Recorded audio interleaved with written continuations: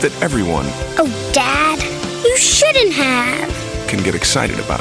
See dealer or call 1-800-FOR-Mercedes for complete program, including certified pre-owned, limited warranty, and Sirius satellite radio details and limitations.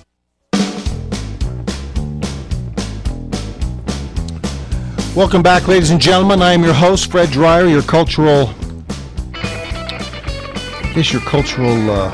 warrior, firmly attached to the dented fender of life, cultural curb feeler, firmly attached to the dented fender of life. My good friend, navigating and co-pilot Michael Horn is on assignment. He's in Hawaii. He signed up for the trip the other day, and he came over and looked at the sheet and said, "Hey, I'm due to go to Hawaii." So he's on assignment because his name was on the assignment sheet.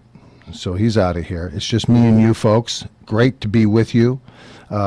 If you're like me, you had a great deal of enjoyment here over the last couple of days. Certainly watching the formation of a great coincidence that 7 days, 7 years to the day that Hurricane Isaac could actually be coming into New Orleans, and exactly at the same time as the Republican convention was being held in Tampa Bay, and seeing that whole setup, and seeing the jockeying and the positioning and the hope and the wish list of the left, all of the Chris Matthews, Juan Williams, Samuel L. Jackson, Ellen Barkin, Debbie Wasserman Schultz. Is there any relationship to Ed Schultz, Tommy? I don't know for sure. Yeah, why don't you find that out? I got to find that out. If there is, I got to send both of them an email. This is amazing to me because you're in the seat, the catbird seat, being able to look at all of this politic, this ugliness on the last 46, 47 years of ugliness of the big tantrum of the 60s unfolding. And it's taken a while for the liberal left, the radical left, the America-hating left to come off of the streets with their headbands and their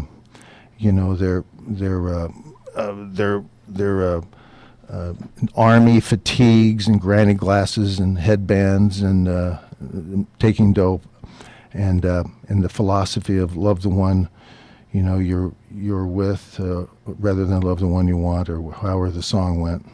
If you can't love the one you want, love the one you're with. So it gave them any excuse for them to act out in a selfish, mindless way. That entire thing now has permeated. All these idiots in my generation have gone to school, became attorneys, and they've gone into local politics. They've gone into the ACLU, and they've gone into education. And they become geniuses, and they are in control of what? They're in control of the youth of this country. And right now, they are acting out beautifully because the end result of all of that acting out and that big tantrum has resulted in everything being pushed and packed into Barack Hussein Obama and this failed cartoon of an individual who now is somehow, because of the eroding stupidity of American people who can't think anymore, put him into office. We've now watched him literally execute his game plan of taking over the United States and killing America as we know it. And he's done a terrible, terrible job of it. And now that we've caught him, and now that we're now bringing him into the public square to be pilloried and to be exposed for who and what he is, we're having now to watch all of his sycophants, all of the Ellen Barkins and the Samuel Jacksons and the Juan Williamses and the Chris Matthews.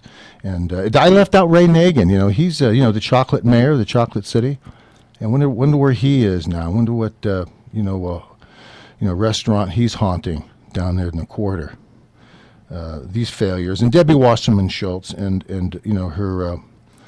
her twin brother Ed, all of them are rooting terribly, hoping that this week there would have been floating bodies, come to the surface, so they could point the finger again at George Bush and the Republican Party. But that didn't happen, thank God. It's a big rainstorm, a lot of water.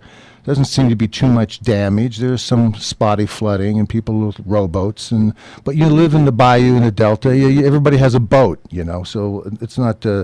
Let's not worry about it. But thank God everybody's safe and sound. It is not a hurricane of major proportion. It's 80 miles an hour. It came out of the ocean at about 157 miles an hour, and then immediately died down when it hit land. And it's now scooting up northeast, I guess. And so everything's going to be fine, luckily and thankfully. But I can tell you there was a moment there, a couple of days, 72, 68 hours, I think it was, where everybody, all of the extreme left racists in this country were hoping to God that we would have some floating bodies to fish out and to hold up and maybe even put in a truck and drive to Tampa. There's nothing like dumping bodies fresh from a drowning on the doorstep of the RNC, but that didn't happen. And speaking of the RNC, we're going to talk today about what I have been screaming about now for a long time, and I want to get into it again. I'm going to revisit an American Thinker article written by Darren Jonescu, Jonescu, dated July 9th of this year, 2012. And the topic of the article was the gathering storm within the GOP.